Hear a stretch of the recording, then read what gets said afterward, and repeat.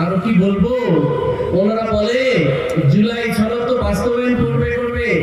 BNP ইলেকশনের আগে বলে বেড়াইতো আমরা ক্ষমতায় আসলে আমরা জাতীয় সরকার গঠন করব, বলছে না?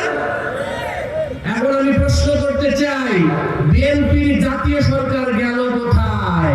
আপনারা কি দেখেছেন? আপনারা জাতীয় সরকার দেখেন নাই। সামনের দিনে যে প্রতিশ্রুতি দিচ্ছে সেগুলো যে হবে তার কি তার নমুনা। কারণ আপনার অনেক কথা ছিল জাতীয় সরকার গঠন করবেন।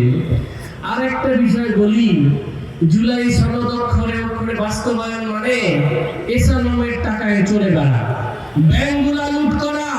আমরা এখনো দেখতেছি এসালমের নামে অনেক প্রতিষ্ঠান আছে, আপনারা জানেন না। এসালমের এখনো একটা টিভি অ্যাক্টিভ রয়েছে, সেই টিভি টেলিভিশনের মাধ্যমে আওয়ামী লীগের বুদ্ধিজীবীদের নিয়মিত জুলাইপন্থী শক্তিকে ষড়যন্ত্রকারী হিসেবে উপস্থাপন করার চেষ্টা করা হয়। চিন্তা করছেন? এসালমের টিভির নাম জানেন না? Nexus television. বুঝতে পারছেন? এইরকম অনেক প্রতিষ্ঠান রয়েছে, আর সিনিয়র সাংবাদিক রয়েছে, সুন্দর সুন্দর উপস্থাপক রয়েছেন।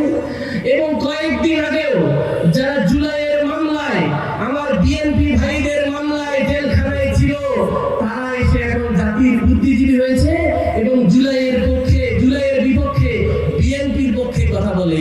আর বিএনপির ভাইরা যারা নাকি জুলাই অক্ষরে অক্ষরে ধারণ করে, তারা আবার তাদেরকে স্পেস দিয়ে দিচ্ছে।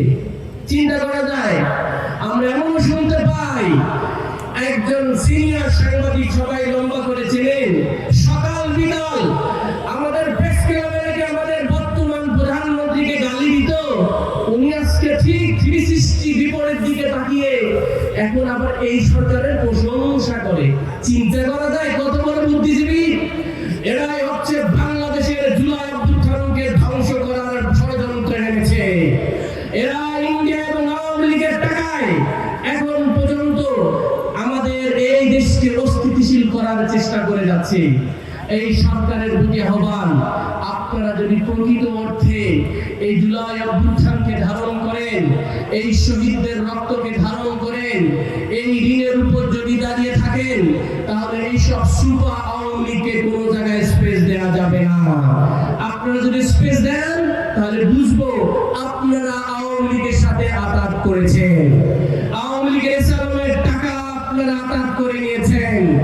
এটা যদি আমরা এরকম করে চলতেই থাকে, তাহলে আমরা বলবো জাতিকে, যারা মানুষকে ওয়াদা দিয়েছে সৎ দক্ষ ইনসাফের নাকি বাংলাদেশ গড়বে, সবার আগে বাংলাদেশ গড়বে, দুর্নীতিমুক্ত বাংলাদেশ গড়বে, তারা আবার তলে তলে আওয়ামী লীগের টাকার সাথে লেনদেন করে, তাহলে জনগণ আপনাদেরকে রিজেক্ট করবে।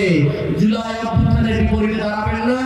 এই জুলাই আপনার আমার সবার বৈধতা, এই সরকারের বৈধতা। তাই আহ্বান জানাবো, আসুন জুলাই গণহত্যার বিচার করি, সীমান্ত সুরক্ষা করি, মানুষকে ন্যায্য মূল্যে সার বীজ সব ধরনের জিনিস, গ্যাসের দাম কমাই, ইলেকট্রিসিটি দেয়, মানুষকে শান্তিতে থাকতে দেন। আমরা আর হাসিনা যুগের স্টাইলের কোন ধরনের বাংলাদেশ দেখতে চাই না। সেই প্রত্যাশাটাকে শেষ করছি। ইনকিলাব জিন্দাবাদ। আসসালামু আলাইকুম ওয়া রাহমাতুল্লাহ।